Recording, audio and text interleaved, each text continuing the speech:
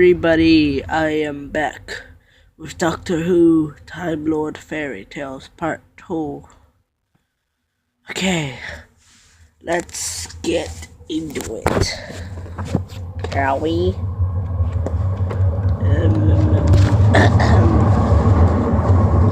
Where was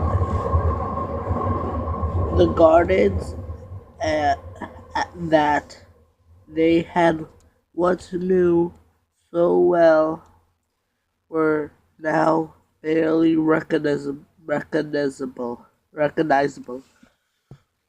just as they had done many times. In the past, Tarman and Ismay climbed down the trees, but instead of stepping down onto a clear path, a clear patch of ground, as they used to, they now found themselves standing in a overgrown tangle of grass and bracken. They had climbed over the wall into a small wooden area that had once opened out onto a wide lawn of closely mown grass. Now, as they pushed their way through the damp vegetation, they decided that the grass was up to their knees and it brushed against their legs as they walked cold and wet. They could see the house in the distance. It rose up above them on the terrace, but while it used to look friendly above them on and inventing, it now seemed dark, inviting. It now seemed dark and forbidding. Beyond the overgrown lawn was a formal garden with a fountain at the centre. As they reached it, Harmon and Ismail started at the unrolled flower beds and the weeds spilling out across the narrow stone pathway. The fountain, which had once gushed clear, fresh, gurgling water, was now silent and dry. Its plinth was withered and chipped. It's so sad seeing it all like this. Ismay said, "I wish we hadn't come." Tarman agreed. "Do you want to go back?" he asked. Ismay shook her hands. "No, we should finish what we started. Let's get to the house, find the tray, and then get out of here. The two children followed the path through the formal garden.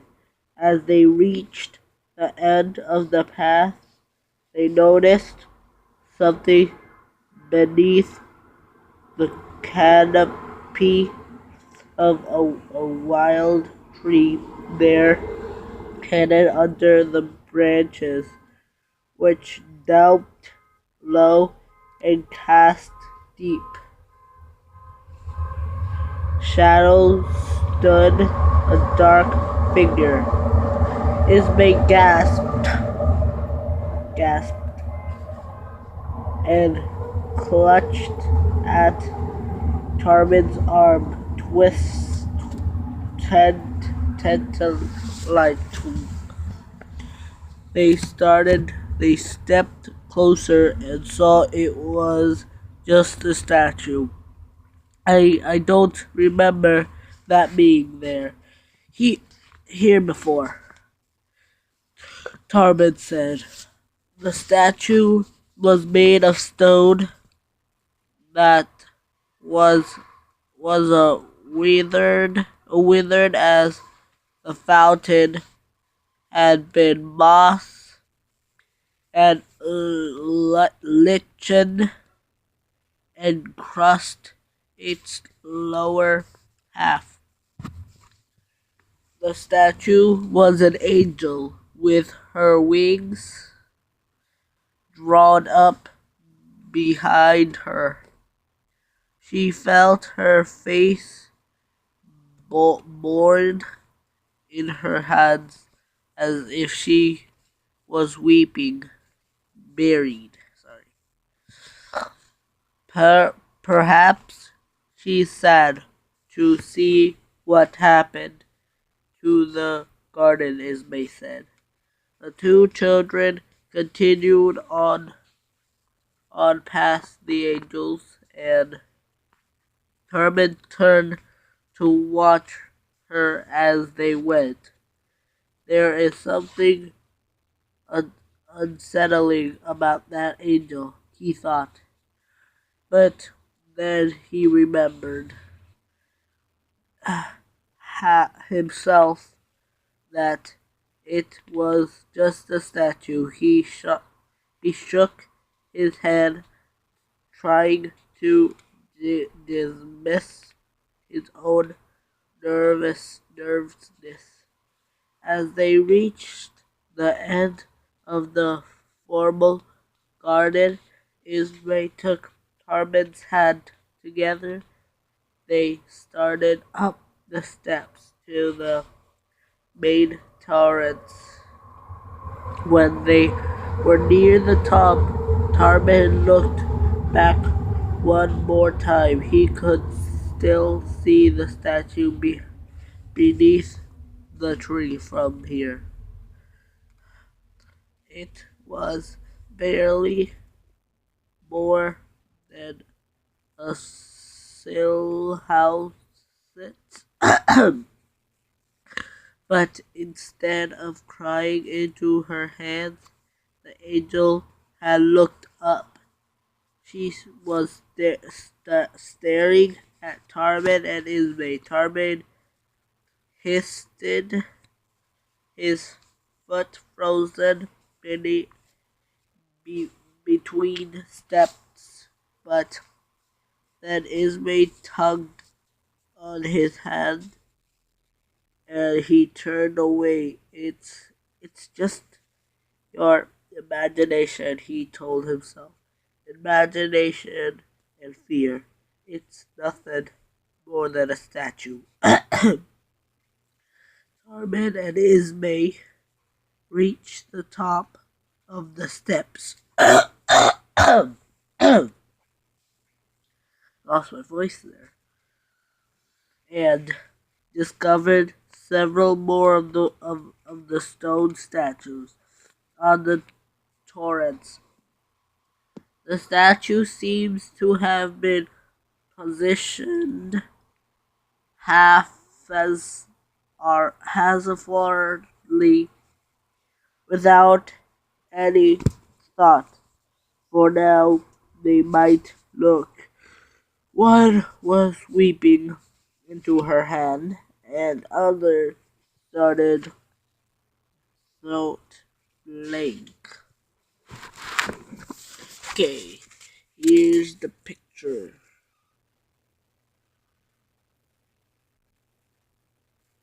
Okay, back to the story. Eyes cross the torrents at the children. A third was barely more than a shadow in an old cave, while a fourth reached out towards them. The This is strange, Ismay said. Who put all these statues here? Not just here, Tarman told her. He pointed out across the garden from where they stood on the raised turrets.